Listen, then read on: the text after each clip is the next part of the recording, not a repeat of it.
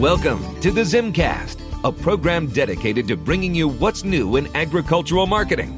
The ZimmCast is the official podcast of AgWired and hosted by Chuck and Cindy Zimmerman.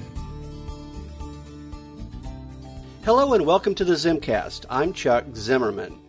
I'm getting a break from the agri-blogging highway after last week's AgGateway Mid-Year Meeting in Altoona, Iowa.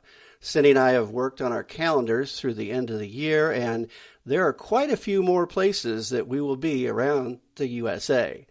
In this episode, I have a conversation with Gardner Hatch, the new Executive Director of the National Association of Farm Broadcasting, or NAFB, we like to say. We've known Gardner for a long time, and he's a card-carrying member of the ZimmComm Golden Mic Club and was the recipient of one of the first Golden Mic Awards at the Agri-Marketing Conference. So let's get this started, Gardner.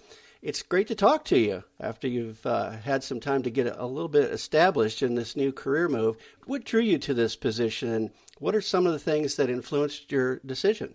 Hey, Chuck. Well, thank you for having me on. And yes, I am a proud card-carrying member of the Golden Mic Award. You know, I've been in this industry, as you said, for a long time, for over 30 years. And most of my role has been on the marketing and communications and public relations side, all on the agency side. And I was looking for two things. I was looking, one, for something new, still working in the industry.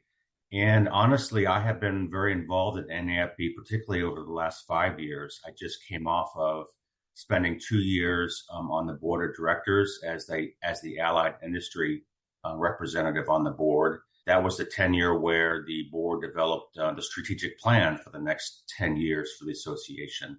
And I really became interested and really passionate about the future of NAFB.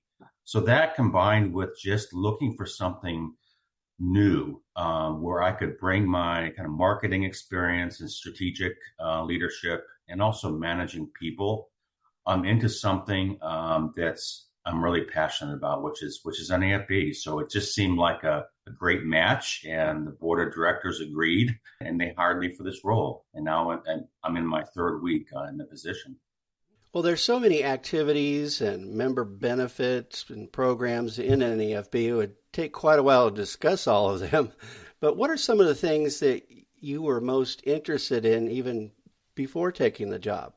To me, NAFB is, and I've said this to the board many, many times, it's a unique organization because at the core, you have your farm broadcasters. And as we know, farm broadcasting has changed over the years.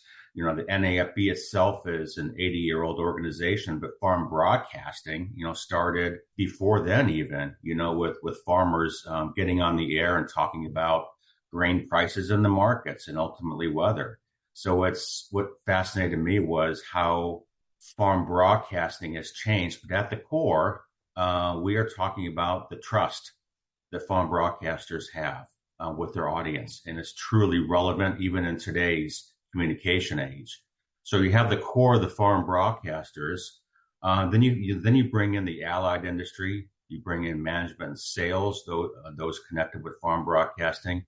And there's a large student component as well to NAFB. For me, it's the active journalists combined with allied industry and students that really makes for a really vibrant organization that really connects with me well. And being able to be part of kind of leading the strategy, the implementation of the strategy, along with the board of directors. And what does that future look? Where we are with the present, and what does that future look like for the organization? Because we're serving a wide array of audiences here. What does allied industry need to be able to add farm broadcasting to their schedules? What kind of resources, what kind of education do they need? And broadcasters as well. What do they need for the future to secure their success? So that really is kind of at the core of my role as executive director and at the core of my interest in this position. As you are starting in this first year in the position, what are some of the priorities that you will be working on or need to work on? In addition, I guess, Chuck, in addition to, the business of NAFB as an association and making sure that the staff, we have a talented staff on board. They're in Platte City, Missouri, leading and inspiring the staff and just taking care of the business end of NAFB to make sure that we're aligned for the future, that we're within budget and we're aligned for the future. It's really about education programs, for the members. One thing we're looking at is leadership training for the membership. What are some of the skills that they need, even beyond just for broadcasting itself? What do they need for success? We're looking at a leadership program for membership and really expanding that, and so that they're well aligned for what the future of communications looks like. Mm-hmm. In addition to the ongoing education programs that we have for NAFB, of course, the fall conference. We just came off of Washington Watch, where we bring in broadcasters and allied industry to Washington, D.C. for a few days to connect with legislators and other policymakers in Washington. That's a huge opportunity, and that's something that we want to look at expanding as well. When we talk about education, we have the summer conference coming up, or the summer event in St. Louis. So there are a lot of things throughout the year that we want to make sure that we enhance and get more people involved, and then adding other things as well. Resources. What do members need for resourcing? One of the main priorities we're looking at is revamping the website so that it becomes an even greater resource for all members, for broadcasters coming back to see what's new, but also for allied industry so they can remain connected on a more of a day-to-day basis with farm broadcasting. When we talk about resources, this is a whole another area for broadcasters and allied industry is measurement tools. How can we further show the value of farm broadcasting, that trust factor that I mentioned before of farm broadcasters, because that really sets farm broadcasting above anything else, that trust that listeners have in the news that's delivered on a local or regional basis. How can we, for allied industry, how can we demonstrate that? How can we prove that in an even greater way? That's going to help both broadcasters and allied industries, in selling, selling those spots, those radio spots. So a lot of things we're focused on there. The NAFB planner as well, which is part of the website enhancement that we're looking at too. One area I haven't mentioned that kind of another strategic priority is membership and focusing on the next generation of communicators. How do we inspire and engage those students coming out of school to be part of farm broadcasting, whether they're a member or whether they decide to become a farm broadcaster themselves. So that's another focus of ours too. So Chuck, there's a lot there. There's a lot there. I started this before the real digital age, and we used to have what we called the blue sheets that we would use to show a company or an agency that we had an audience, and it was not something in the computer. You know what I mean? Yep. Now it's when we're looking at showing the value, it's more than just about impressions and reach. Advertisers want to know, in this digital age, they want to know, am I reaching the growers? Am I causing them to act? And with farm broadcasting, we can say, yes, we are, because in a recent survey that the association did, more than half of farmers and ranchers say that listening to an ad on the radio prompted them to go to a website to learn more. And that's pretty strong. And that gets back to that trust factor that the listeners have in farm radio. So if you were able to stand up in front of a group of members, what kind of message do you have for the members now that you are in this position? I think interesting. This morning, Chuck, I've been writing a column. Actually, it's a good question. I've been writing a column for membership that's going to go out this week. And my theme is imagine what's possible, together as members. Let's work together and imagine what's possible. It's more than just Gardner Hatch as executive director.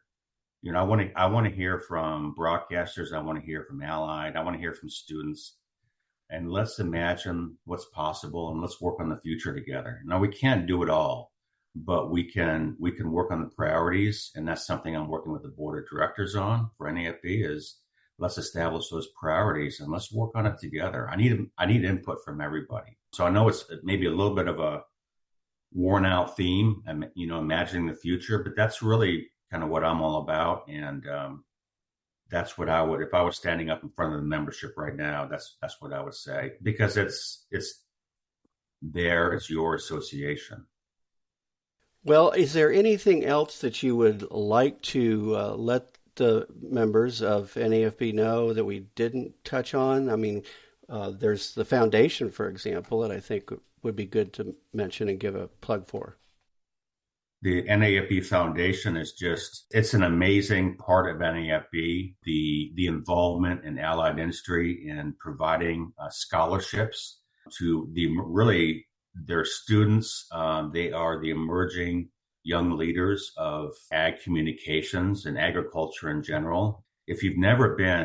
For members who go to the fall conference, if you've never been to that luncheon where these students get up and talk about what they've done, what their aspirations are, it's truly inspirational. These young communicators coming up through college and what they want to do. And the NAFB Foundation recognizes these young leaders through tens of thousands of dollars in scholarships to help them with their future. So, that's truly inspirational. For me as an allied industry member with NAFB for so many years, myself, another inspirational part of the fall conference is the Night of Honors, which is on, that's after trade talk during the convention, and seeing it's usually two broadcasters who were honored for their contributions to farm broadcasting, to the local communities, to NAFB, and seeing them honored, and seeing a lot of their peers, talking about them and what they contributed. Truly inspiring. That's another component that I'd like to call out for NAFB as well. All right. Well, thank you very much for your time, Gardner, and I'll just say congratulations again. Thank you, Chuck. Thank you for having me on. Well, that's the ZimmCast for now. I hope you enjoy it, and thank you for listening. You've been listening to the ZimmCast, the official podcast of AgWired. Check us out at www.agwired.com to find out what's new in agricultural marketing.